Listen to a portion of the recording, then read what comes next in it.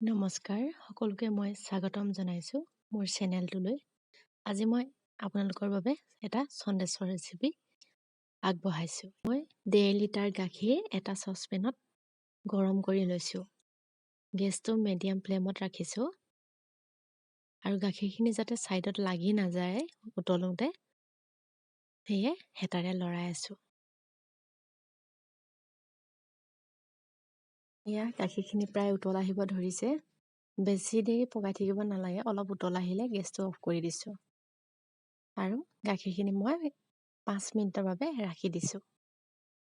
আৰু এতিয়া মই এটা খৰাহীৰ ওপৰত এখন কটন কাপোৰ লৈছোঁ চানাখিনি টুকিবৰ বাবে আৰু আধা কাপ নেমুৰ ৰস উলিয়াই লৈছোঁ।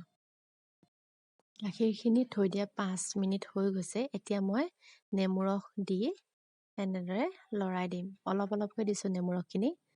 মই 3-4 বাৰমান দিম। একে ঘূৰতে নেমু ৰসখিনি দি নিদিব আপোনালোকেও। অলপ নেমু ৰস দিব আৰু এনেদৰে হেতাৰে লৰাই দিব। আপোনালোকে নেমু ৰসৰ সলনি ভিনেগাৰো ব্যৱহাৰ কৰিব পাৰিব। মই নেমু ৰসে ব্যৱহাৰ কৰিছোঁ আৰু প্ৰায় আধা কাপমান নেমু ৰস মোৰ প্ৰয়োজন হৈছিল। আপোনালোকেও প্ৰয়োজন অনুসৰি ব্যৱহাৰ কৰিব। এয়া চাওক, গাখীৰখিনি প্ৰায় ফটা আৰম্ভ হৈ গৈছে। চানা আৰু গাখীৰৰ পৰা চানা আৰু পানীখিনি ভাগ ভাগ হৈ গৈছে, দেখিছেনে বাৰু? আপোনালোকে ভালদৰে মন কৰিবচোন। গাখীৰখিনি সম্পূৰ্ণকৈ ফাটি গৈছে, দেখিছে? আৰু এতিয়া অলপ সময় মই এনেদৰেই হেতাৰে লৰাই আছোঁ। এতিয়া চানাখিনি মই টুকি ল'ম।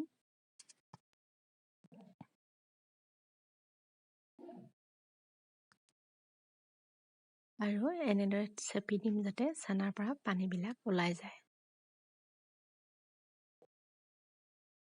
আৰু এতিয়া মই 2টা বাউল লৈছোঁ। 2টা বাউলত ফিল্টাৰ পানী লৈছোঁ চানাখিনি ধুই ল'বৰ বাবে। এইকাৰণে ধুইছোঁ যাতে নেমু ৰসটো চানাখিনিৰ পৰা একেবাৰে আঁতৰি যায় বা নেমু ৰসৰ ভাৱটো আঁতৰি যায়। আপোনালোকেও এনেদৰে ধুনীয়াকৈ ধুই ল'ব। চানাখিনি ধুই হ'লে আপোনালোকে ভালদৰে চানাখিনি চেপি ল'ব যাতে চানাখিনিত এক্সট্ৰা পানী সোমাই নাথাকে।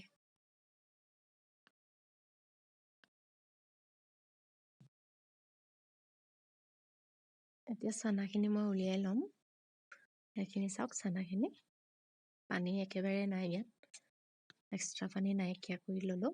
আৰু এতিয়া মই এইখিনি চানাখিনি অলপ মিহি হ'বৰ বাবে গ্ৰাইণ্ডাৰত দি ল'ম। হাতেৰে অলপ ভাঙি দিছোঁ চানাখিনি।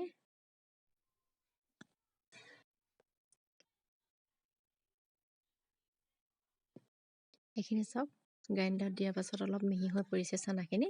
এতিয়া মই ইয়াতে 4 চামুচ গুড়ি চেনি এড কৰিম।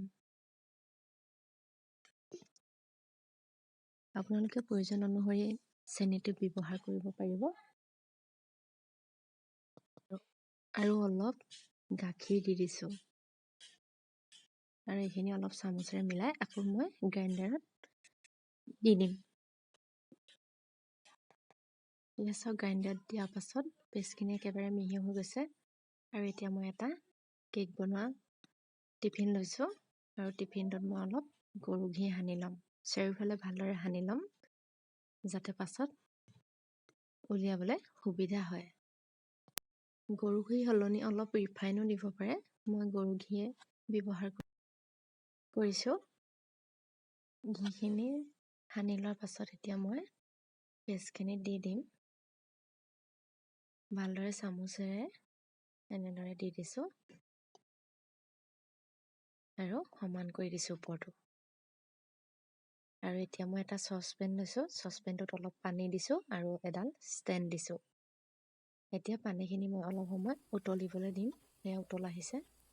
উতল অহাৰ পাছত এতিয়া মই টিফিনটো দি দিম আৰু প্ৰায় আধা ঘণ্টাৰ বাবে মিডিয়াম ফ্লেমত ৰাখি দিম। এনেদৰে 15 মিনিটৰ পাছত এয়া চাইছোঁ, চাওক অলপ ফুলি আহিছে। প্ৰায় আধা ঘণ্টাৰ পাছত আকৌ চালোঁ, এয়া সিজি আহিলে, সম্পূৰ্ণকৈ সিজি গ'ল। আৰু এতিয়া মই গেছটো অফ কৰি দিম আৰু ঠাণ্ডা হ'বৰ বাবে অলপ সময় এনেদৰে উলিয়াই ৰাখি দিছোঁ। ঠাণ্ডা হোৱাৰ পাছত মই এইখিনি ছাইডটো এনেদৰে চুৰিয়ে কাটি ল'ম যাতে উলিয়াবলৈ সহজ হয়।